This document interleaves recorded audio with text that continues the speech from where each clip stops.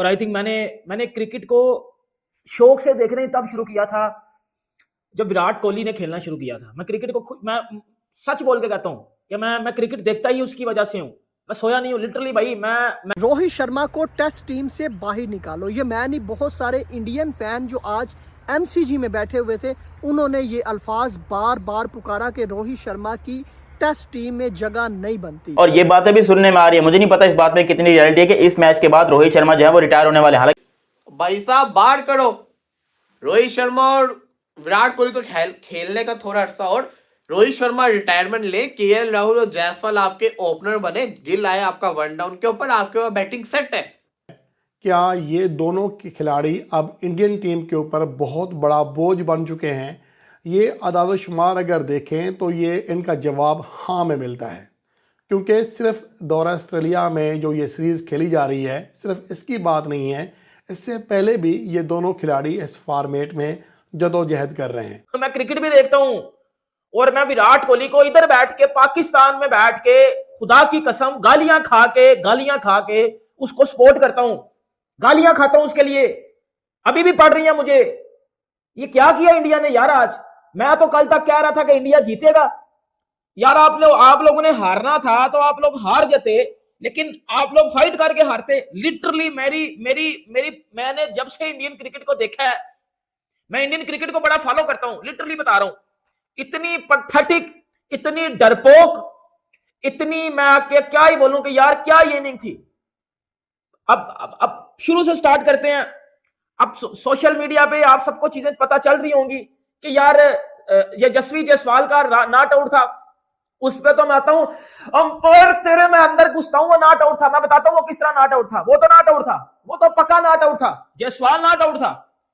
लेकिन जायसवाल पे मैं डायरेक्ट किस तरह आ जाऊं? बाकी 6-7 क्या करके गए हैं, उन पे भी तो मैंने आना ना। देखिए जब इनिंग स्टार्ट हुई, रोहित शर्मा और ये यशस्वी जायसवाल आए, रोहित शर्मा ने टाइम लिया, लेकिन उस टाइम का क्या फायदा जब आप आउट हो गए। देखिए आपने जो सबसे बड़ी गलती की थी ना, वो आपने सबसे बड़ी गलती ये की थी कि आपने केएल राहुल को जो नीचे धकेला था, वो सबसे बड़ी गलती थी। वो सबसे बड़ी गलती थी कि केएल राहुल को आपने, जो भी था वो रन तो कर रहा था ना, कम से कम वो नई, चलो वो रन नहीं था कर रहा, एग्री, वो नई बाल को पुराना कर रहा था। और कोको बोरा की जो नई बाल होती है उसको पुराना करने का मकसद आप समझते हो? उसका फायदा ये अगले वाले बैट्समैनों को होता है कि वो आके वो खुल के खेल पाते हैं। आप पुरानी भी नहीं कर रहे बाल, आप कुछ भी नहीं कर रहे और आप आउट हो जाते हो। आप आउट हो जाते हो भाई। आप रोहित शर्मा हो, कोई चुड्डू मुड्डू प्लेयर नहीं हो। आपका नाम लिखा जाता है ग्रेटेस्ट प्लेयर्स में, और मैं भी इस चीज पे 100% एग्री करता हूं। आपका नाम है Rohit Sharma, greatest of all time. अगर ओपनर्स की बात की जाती है तो अंदर रोहित शर्मा आता है भाई, ये बात है। वो 22 साल का लड़का जायसवाल तो अभी नया ना, उसको मैं क्या ही बोलूं, लेकिन वो तो फिर भी टेम्परामेंट शो करके जा रहा है। आप क्या करके जा रहे हो यार? आप रोहित शर्मा हो, शायद आप भूल गए, मैं नहीं भूलता। मुझे पता है आपकी क्रिकेट के लिए क्या क्या अचीवमेंट है, आपने इंडियन क्रिकेट को क्या क्या दिया है, लेकिन आपने आज क्या किया है? आज आपने, मेरा भी दिल तोड़ा है लिटरली। मैं रोने को, मुझे रोना आ रहा है लिटरली, इतना सख्त दिल टूटा है मेरा आज। वो मैं देख रहा हूं, वो ऑस्ट्रेलियन क्या कर रहा है, वो ट्रेविस हेड, वो इस तरह वो बेड़ा गर्क कर रहे हैं यार पकड़ के। उसके बाद आता है विराट कोहली वही चीज। देखिए विराट कोहली आज 2 रन पे आउट हो जाते ना, मुझे दुख ना होता। विराट कोहली डेथ पे आउट हो जाते ना, मुझे दुख ना होता। लेकिन विराट कोहली उसी तरह आउट हुए यार। 26 ओवर पुरानी बॉल है, 26 ओवर पुरानी बॉल, वो अंदर तो आएगी नहीं। आप उसको बाहर से मारने जा रहे हो। आप विराट कोहली हो भाई, मैं आपको सिखाने वाला कोई भी नहीं होता, आप विराट कोहली हो। लेकिन आप ये भी सोचो कि आप ग्रेटेस्ट ऑफ ऑल टाइम हो। लोग आपको, मैं देखता हूं यार, मैं आपका फैन हूं सबसे बड़ा। अच्छी खासी इंडिया ने इस सीरीज में जीत के साथ विक्ट्री, जिसे कहते हैं ना, हासिल की थी पहले टेस्ट मैच के अंदर। जबरदस्ती रोहित शर्मा को लाया गया, जबरदस्ती उनको कप्तान बनाया गया और फिर उनको ओपनिंग भी दे दी। अब एक जो ओपनिंग जो चीज है ना, वो बड़ी इंपॉर्टेंट चीज है। यही अगर राहुल ओपनिंग कर रहा होता तो डिफरेंट चीज होती। उस बेचारे का भी बेड़ा गर्क करवाया। वो अच्छा खासा ओपनिंग कर रहा था, उसको भी हटा दिया। रोहित शर्मा ने अपने जिसको कहते हैं ना ईगो के लिए पूरी इंडियन टीम का बुरा हाल करके रख दिया, क्योंकि जब आपका कप्तान, जब आपका ओपनर पे आते साथ ही आउट होके जाएगा तो फिर आप कुछ भी कर लो, फिर आप जीत सकते ही नहीं हो, आप जीत सकते ही नहीं हो। और यही रियलिटी है सामने कि आते साथ ही रोहित शर्मा आज फिर काफी सारी बॉल्स भी खेली, सेट भी हो गए, लेकिन पैट कमिंस क्या तो 8वीं दफा आउट हो गए।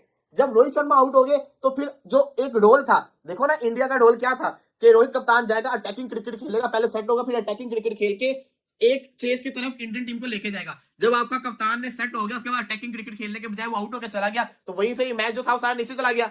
उसके बाद फिर राहुल गया, फिर विराट कोहली को तो समझ नहीं लग रही ना, वो बाहर के बॉल के ऊपर आउट पे आउट होता जा रहा है। विराट कोहली को इस चीज की समझ नहीं लग रही। Mitchell Starc super bowling, PAT Cummins super bowling. और भाई शान मसूद, सीखो पैट कमिंस से कि जब 8 विकेट गिरी हो तो फील्ड कैसे रखते हैं। एक भी फील्डर बाउंड्री पे नहीं था, सारे के सारे मुंह के ऊपर चढ़े हुए थे। ये होता है attacking cricket, you miss I hit, इसको कहते हैं अटैकिंग क्रिकेट। और फिर ऋषभ पंत को कोई बताए कि भाई तूने 100 बॉलें खेलनी है, अच्छा खासा तू खेल रहा है, क्या तुझे दिख नहीं रहा कि बाउंड्री के ऊपर फील्डर मौजूद है, क्यों छक्का मारने की कोशिश कर रहा है भाई। ये छक्के वाला मैच नहीं था, ये मैच बचाना था, ये मैच बचाना था। एक इंडिया का पूरी, मैं कहता हूं कि पूरी बीजीटी के अंदर एक सिवाय बुमराह के, सारी उसकी मेहनत इन्होंने जाया करके रख दी, सारी उसकी जिसको कहते हैं ना, जो उसने जज्बा दिखाया, जो उसने इतनी विकेट्स ली, सारी उसकी मेहनत जाया करके रख दी इन लोगों ने।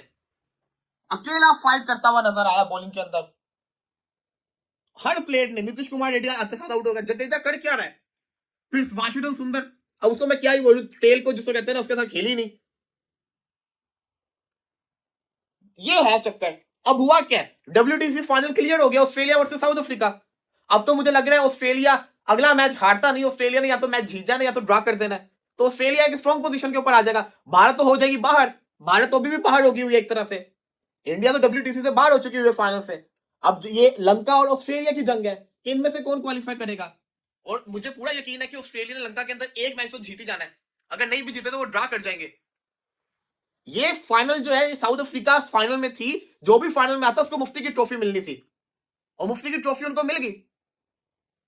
1 घंटा सिर्फ रहता था, जस्ट 1 घंटा रहता था, 3 विकेट उनके पास थे इंडिया के पास। जिस तरीके से आउट हुए हैं ना, ये था डिस्कस्टिंग कि 1 घंटा खेलना इनके लिए मुश्किल हो गया।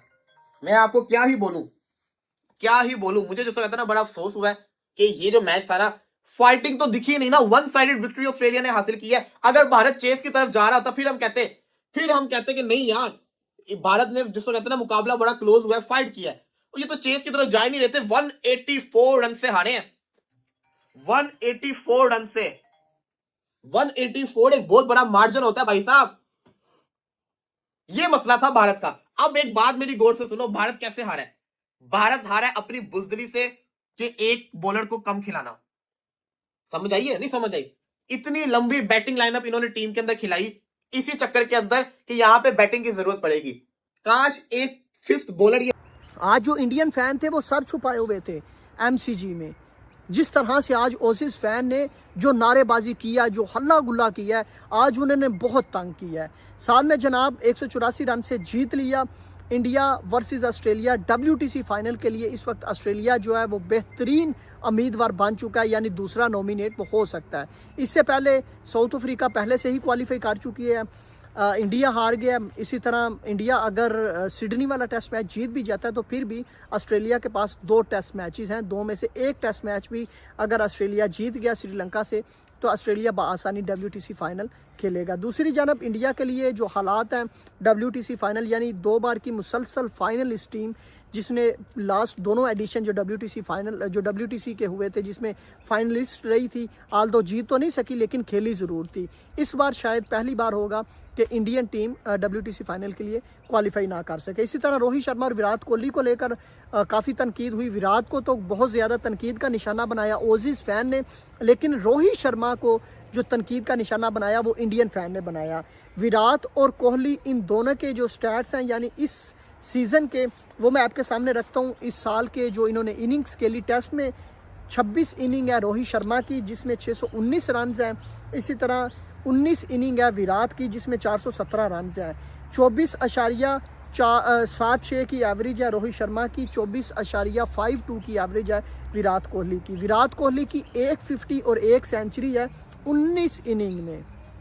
बहुत बड़ा कंसर्न है। इसी तरह अगर रोहित शर्मा की बात करें तो 26 इनिंग में 2 सेंचुरीज और 2 50। सिर्फ 2024 की बात नहीं है, 2020 से वो टेस्ट फॉर्मेट में जदोजहद कर रहे हैं।